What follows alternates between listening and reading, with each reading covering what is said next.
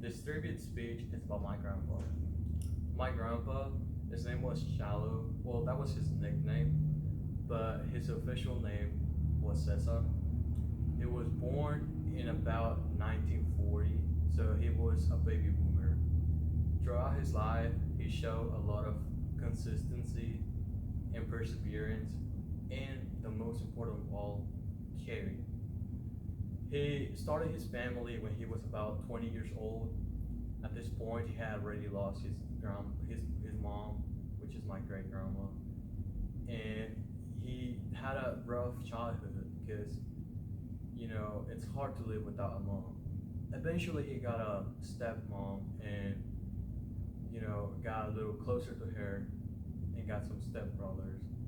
But when he started his own family at about 20 years old, he had a lot of babies. He had approximately 13 kids. Out of those kids, about three of them died of natural causes when they were young. Therefore, he struggled having those experiences. But even though that happened, he always seemed to provide to his family, to his big family. He was always very consistent in his work. He showed a lot of dedication for what he was doing and provided all the things that their family asked him for. He he might have not been really good when it came to being a parent, but he was there to provide. When he got older, approximately 40 year old, he got a problem with alcoholism. He had to attend rehab because it got to the problem where it was that bad, and therefore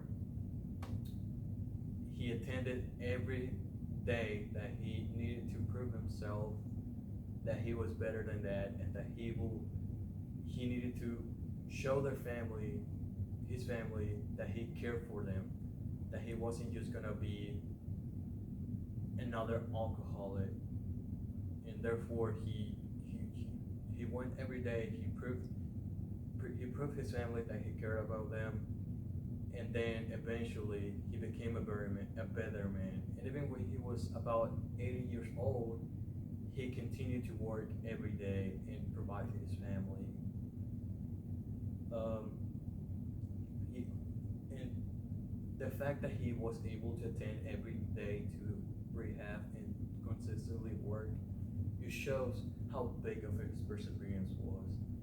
How even though he had a rough childhood and he lost his mom, and then later on he lost three of his kids, to show how strong he was mentally and emotionally. And that's it. That was my grandpa.